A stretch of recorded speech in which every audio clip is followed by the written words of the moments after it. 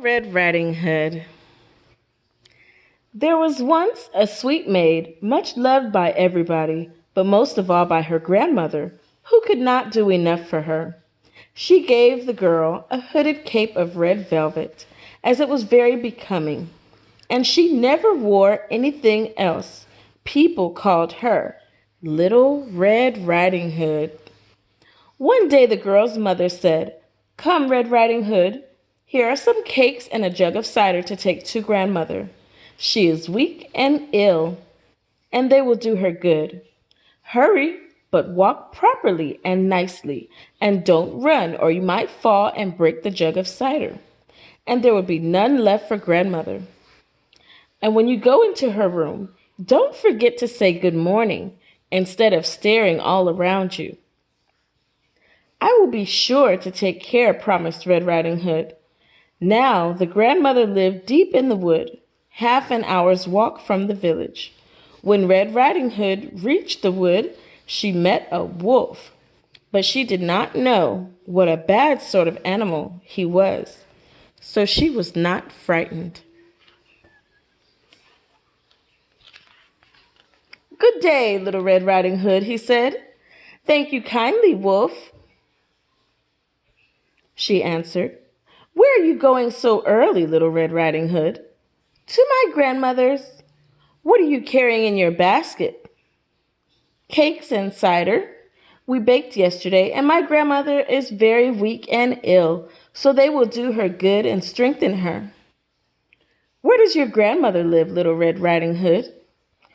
"A quarter of an hour's walk from here. Her house stands beneath 3 oak trees, and you may know it by the hazel bushes," said Little Red Riding Hood. The wolf thought to himself, "That tender young thing would be a delicious morsel and would taste better than the old one. I must manage somehow to get both of them." Then he said, "Little Red Riding Hood, just look at the pretty flowers that are growing all around you. And I don't think you are listening to the song of the birds. You are walking along just as if you were going to school, and it is so delightful out here in the wood." Red Riding Hood glanced around. When she saw the sunbeams darting here and there through the trees and lovely flowers everywhere, she thought to herself, "If I were to take a fresh bouquet to grandmother, she would be very pleased."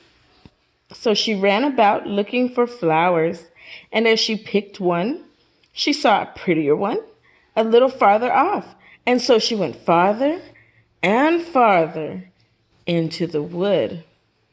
But the wolf went straight to the grandmother's house and knocked on the door.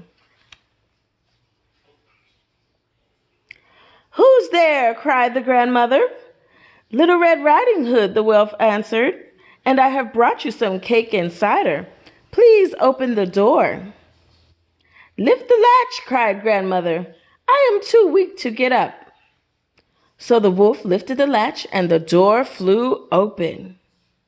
And he fell on the grandmother and ate her up without saying one word. Then he put on her clothes and her cap, lay down in her bed, and drew the bed curtains all around him. Little Red Riding Hood was all this time running about in the wood gathering flowers, and when she had gathered as many as she could, she remembered her grandmother and set off again on the path to her house.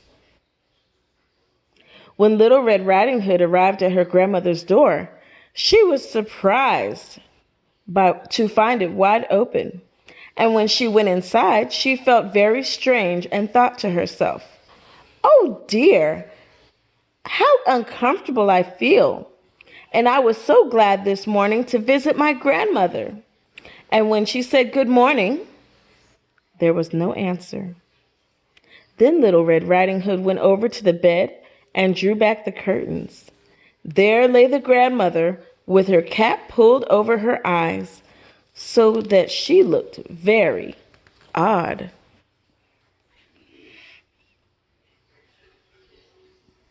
"Oh, grandmother, what large ears you have!"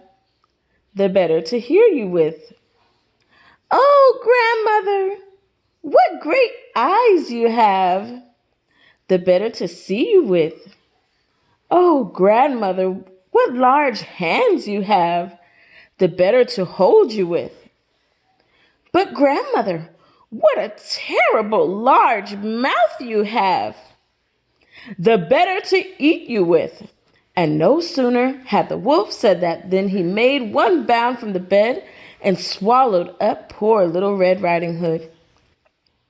Then the wolf, having satisfied his hunger, lay down again in the bed, went to sleep, and began to snore loudly.